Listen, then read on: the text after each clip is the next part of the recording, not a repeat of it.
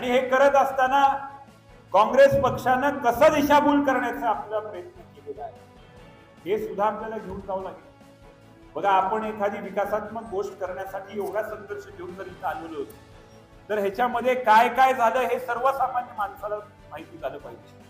राजकीय क्षेत्रामध्ये वावरणाऱ्या माणसांना सर्वांना माहित असतं काय होतं काय नाही, कोणी प्रयत्न केले, कसा विरोध झाला.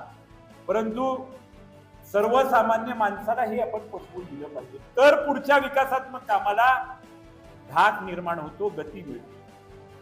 आम्ही जेव्हा म्हणतो की जिल्हा रुग्णालयाला 8 वर्ष लागले, फक्त 3.5 कोटी रुपये कृषी विद्यापीठाच्या नावावरती करायची होती.